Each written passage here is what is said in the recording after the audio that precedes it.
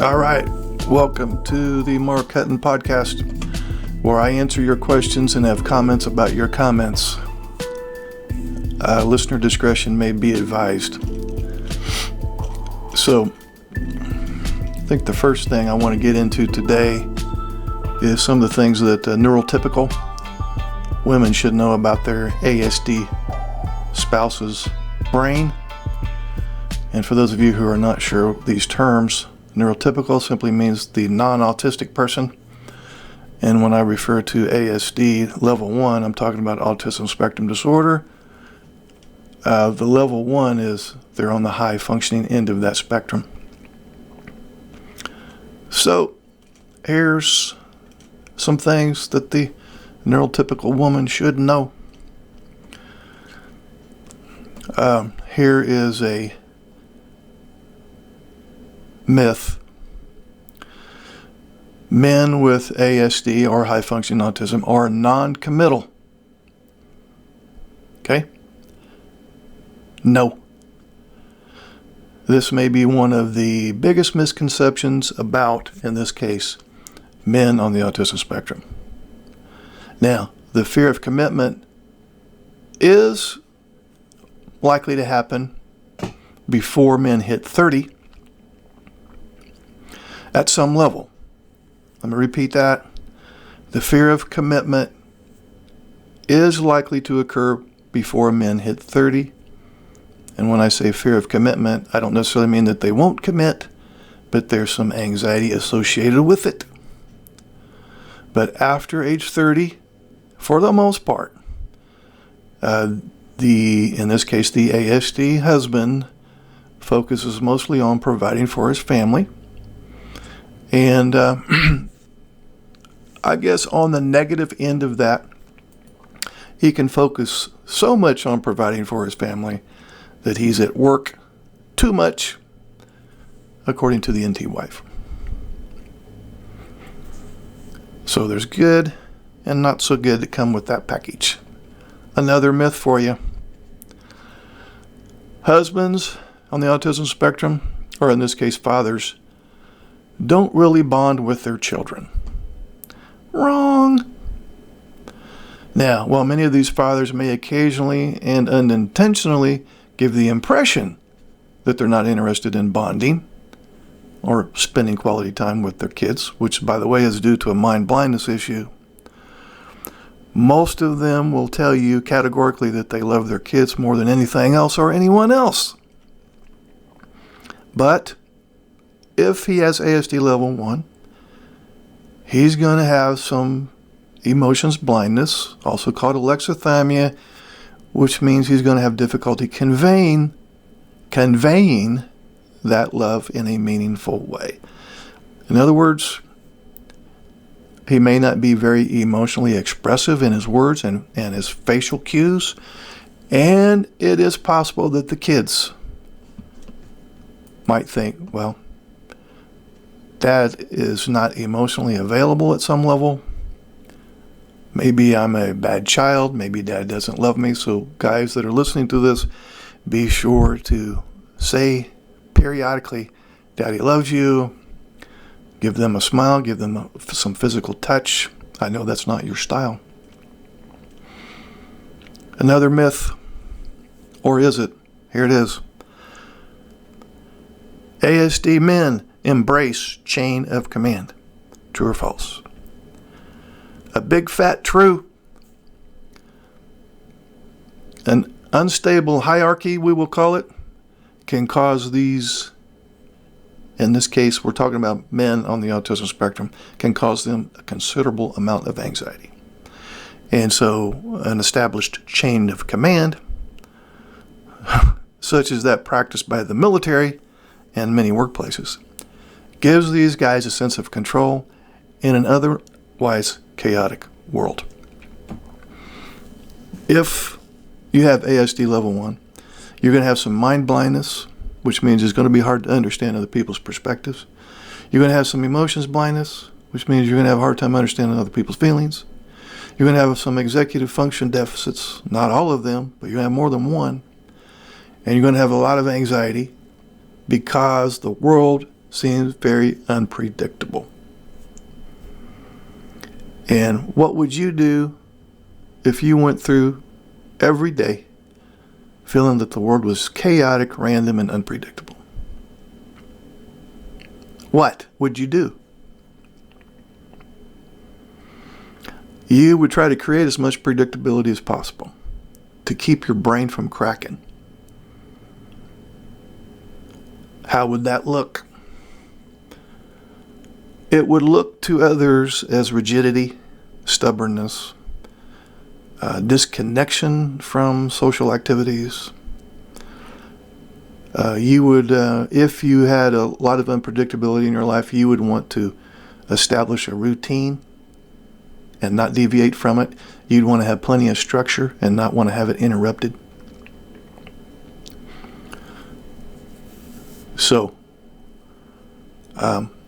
suffice it to say, as we're talking about fathers now, they're a little challenged in dealing with their spouse and their kids because there's a lot of social and emotional nuances involved. He does well with non-social emotional tasks.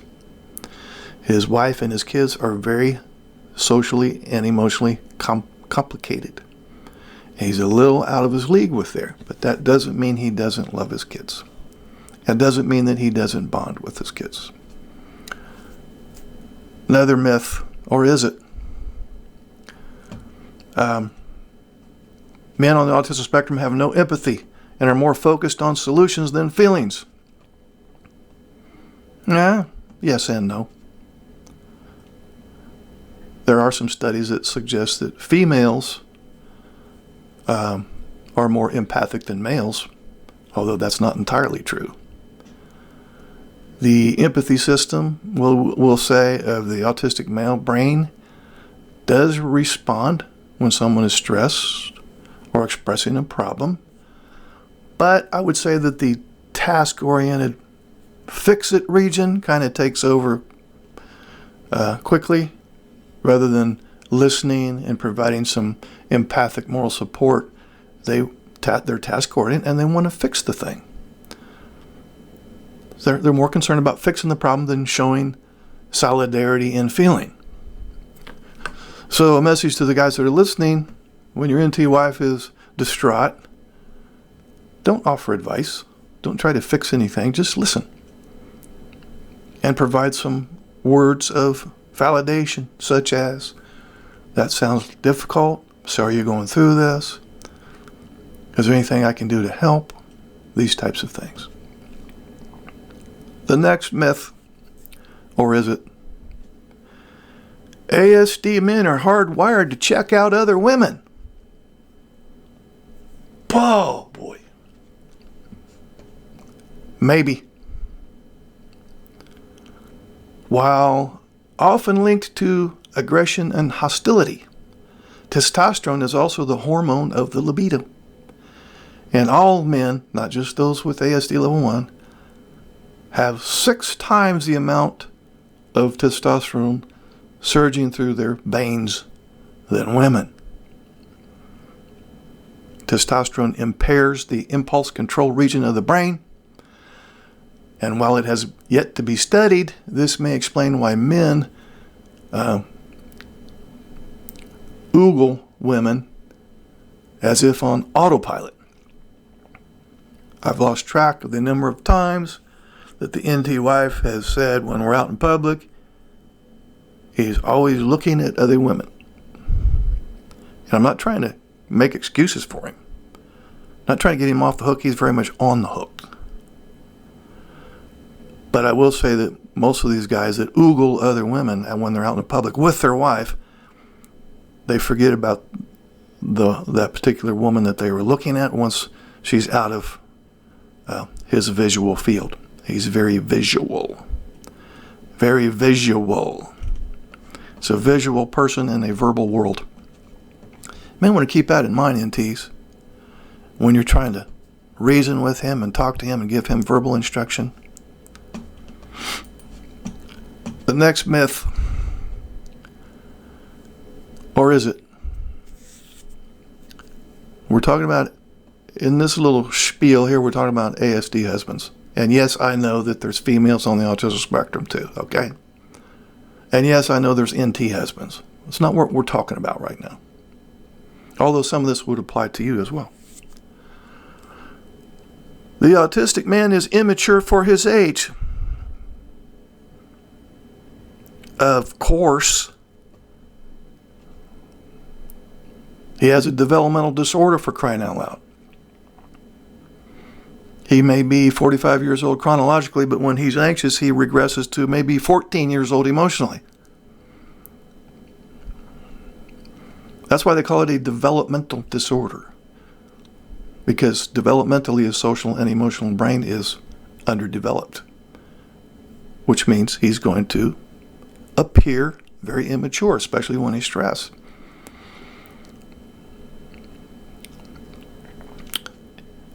He is emotionally and socially lagging behind his peers. Not when it comes to tasks of a non-social emotional nature. When he's at work talking to his coworkers about the latest app that they're developing, you would never know that he's socially and emotionally behind the coworkers, because he functions just fine when he's dealing with stuff of a non-social emotional nature. High in logic, LQ. High in general IQ. Probably smarter than me. But he's a late bloomer. And at some degree, I think it's fair to say that he would never ever be able to operate where his emotional age is always matching his chronological age. Next myth. Men with ASD don't show their emotions. False. Now, they may not show a wide range of emotions, and they may not show the emotions that the NT wife was hoping for. But if you're a neurotypical spouse with an ASD level 1 husband, he's had meltdowns, shutdowns, adult temper tantrums. That's pretty much a display of emotions, wouldn't you say? So while women are usually considered the more emotional gender, and display, not only experience a wide range of emotions, but display a wide range of emotions. Mad, sad, glad, happy, ecstatic, frustrated. And in the meantime, the ASD man has a flat affect and doesn't really express much emotion, unless he's upset, stressed. Then he has very strong emotions. Once the emotion reaches consciousness, most men can, even if they have alexithymia, most men on the autism spectrum can say, yeah, I was frustrated, and in hindsight, I realized I was angry, but a lot of times they won't know what emotion they were feeling until after the dust settles. Next myth, or is it? ASD men are vulnerable to loneliness. And I know this applies to women too, but we're talking about myths about autistic husbands at the moment. We will definitely be talking about the female version of ASD too in these podcasts. ASD men are vulnerable to loneliness and anxiety. Unfortunately, that's spot on. Now, while loneliness, depression, and anxiety can take a toll on anyone's health and brain, people on the autism spectrum seem particularly vulnerable. In fact, I would go so far as to say anxiety is the number one problematic thing for people with ASD.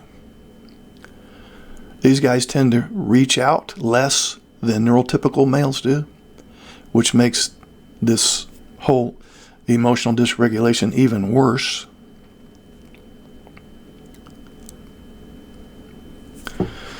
So, There you go. Here's a summary. Men on the spectrum are non-committal. Sometimes before the age of 30. Not so much after that. The second one, ASD fathers don't really bond with their children. No. Sometimes it doesn't appear as if they're bonding. ASD men embrace chain of command. True. ASD men have no empathy and are more focused on solutions than feelings. Yes and no. ASD men are hardwired to check out other women. Maybe. ASD men are immature for their age. Of course. Men on the autism spectrum don't show emotions. False. They may not show a wide range of emotions, and they may show their angry emotions more than their happy emotions. So I'll give you that one. And ASD men are vulnerable to loneliness and anxiety. Yes, of course. Now here's a comment from, this is NT wife. And she says, and I quote, "I can only speak to my experience in my relationship with my soon-to-be ex-Aspie husband. I completely understand the frustration of NT wives. In my case, my marriage got worse, and that's why I may be deciding to leave the marriage after 10 years. While there are many positive qualities that I enjoyed about my husband, the negatives completely overshadowed those positive qualities and is no longer enough to keep me in the marriage. In my case, I entered into a marriage with my husband wanting us both to be in a partnership where we make sure that the other person's needs are being met and continually working towards meeting those needs as we grow. In my relationship, I came to the realization that I meet his needs because I had to clean up a lot of problems, but he did not fulfill my needs. And maybe because he simply couldn't, not so much because he wouldn't. In the end, I decided for myself that this is not the type of marriage for me.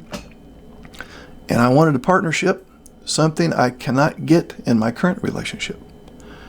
There are others that would be happy in this type of relationship. For my soon-to-be ex's sake, I hope that he finds that person. I firmly believe that while marriage is hard and will come with problems, I had to jump out. I had to jump out the moment I knew that the marriage was doomed for eternity." Okay.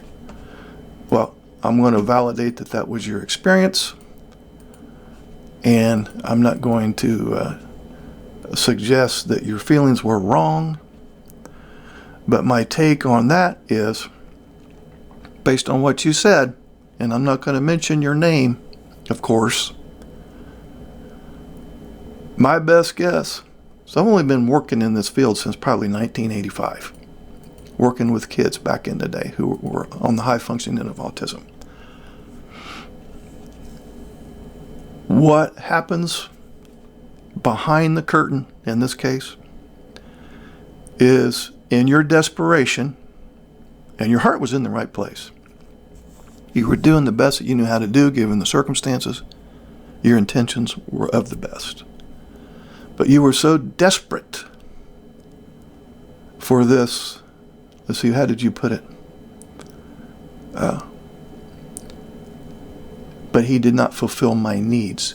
You were so desperate to have this connection, have your needs fulfilled, that in your desperation, your message delivery, as you were trying to get him to fulfill your needs, your message delivery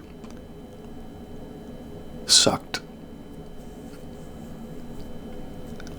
It cracked his head. It raised his anxiety.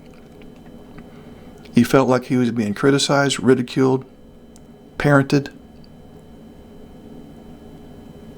And due to his anxiety, based on your desperation to get him to get it, he pulled away. He pulled away. It was too painful for him to listen to your voice. I'm not saying your message was wrong. I'm not saying you did anything wrong. But you were talking to an autistic brain. Sometimes even your neutral comments download to him as criticism.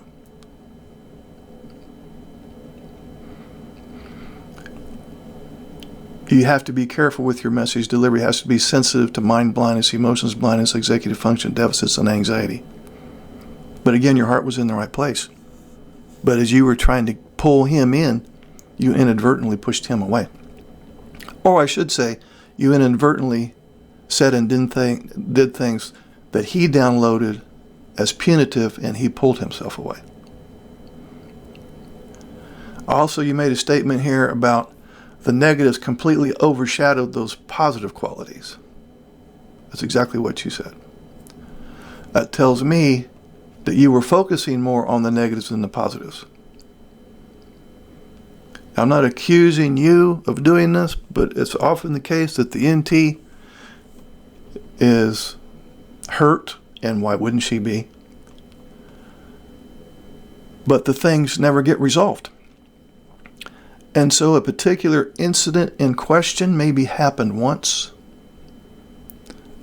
but the other incidents after that seem similar compound the problem, and you get a cumulative effect where she feels like this incident has happened 100 times.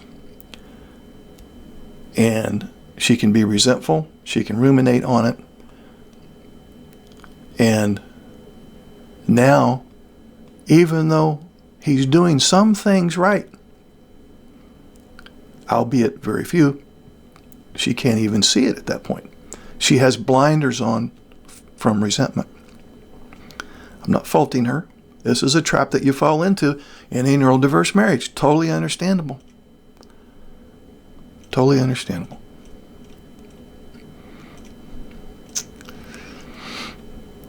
We have this little problem called theory of mind.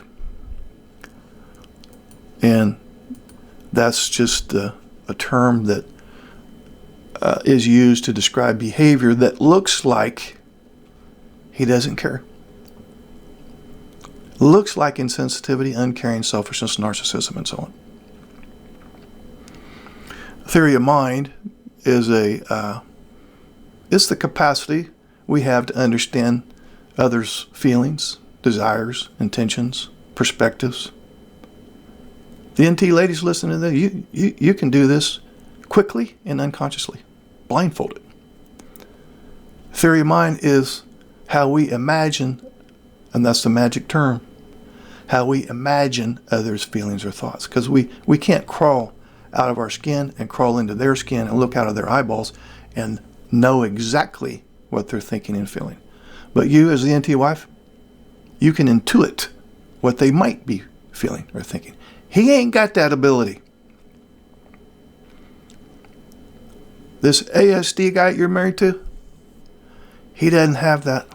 He doesn't have this theory of mind. This theory of mind enables us to understand that the behavior other people display is caused by their inner feelings, beliefs, or intentions. Let me repeat that. Theory of mind enables us to understand that the behavior other people display is caused by their feelings, beliefs, intentions. And the NT wives listening to this, you can predict some of those behaviors and anticipate them, can't you? You do it very well, quickly and unconsciously. People on autism spectrum lack this ability to theorize or hypothesize or imagine. So, what happens if you're unable to link the behavior of others to their inner feelings? I said, what happens if you're unable to link the behavior of others to their feelings?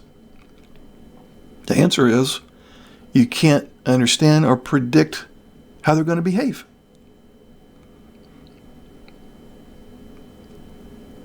How can someone on the autism spectrum make sense of the behavior of others around him or her. If he doesn't understand why they're feeling sad, angry, resentful, mad, glad. And honestly, to make matters worse, the person on the spectrum can't link his own behavior to the feelings of others. I said, he can't link his own behavior to the feelings of others. So he's unable to anticipate or predict their response based on how he behaves or what he has said to them or done to them. So unfortunately, the absence of the ability to understand what others think or feel is at the root of most of the difficulties in the neurodiverse marriage. In fact, one husband on the autism spectrum recently said, I don't remember the exact quote, but it was something along the line of, never knowing how my wife feels or why she reacts the way she does makes me feel stupid. I feel like a blind man that keeps running face first into the same wall over and over again. And that's the sentiment of most guys on the autism spectrum. They know that they're falling short. They know that they're not meeting her needs, the NT wife. There's few things that they would want more than to make her happy. He can't figure out how to do it. And this man that I just quoted from, as I recall, he gave up on himself, as so many other autistic men have. You know, if these men could fix their theory of mind deficits, most of them, if not every damn one of them, would have done that a long time ago. Don't you think? You think they enjoy being on the receiving end of disapproval from the NT wife all week long?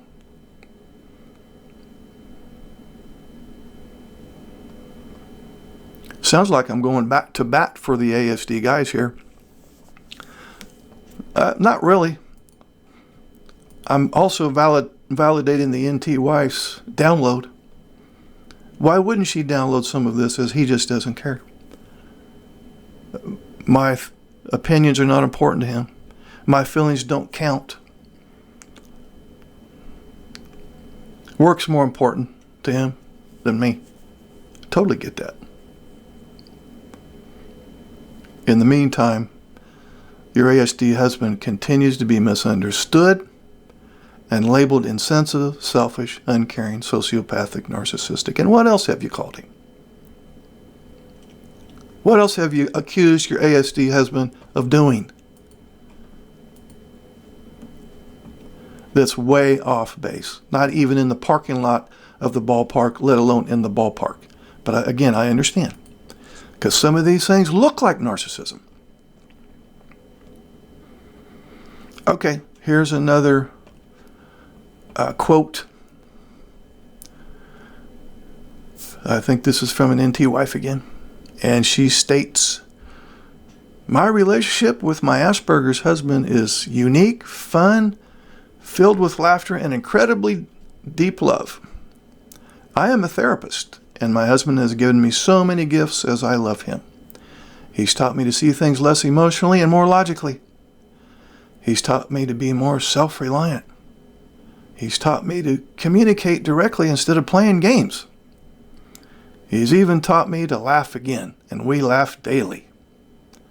Our marriage hasn't been easy, but for someone who was married to an NT before, I can say that I've grown in so many incredible ways because of my ASPI husband.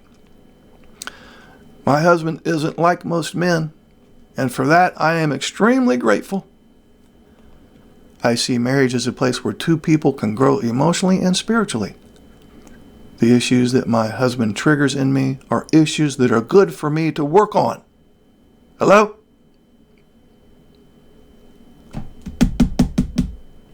She said, the issues that my husband triggers in me are issues that are good for me to work on. As I know from my own psychotherapy practice, it's important to take care of yourself and to be mindful of your thoughts. They create your interpretation of your reality. So this lady is focusing on the positives instead of the negatives, and she's viewing the negatives as an opportunity to grow and learn. Hello? Imagine that. God bless you, lady. All right. That's enough.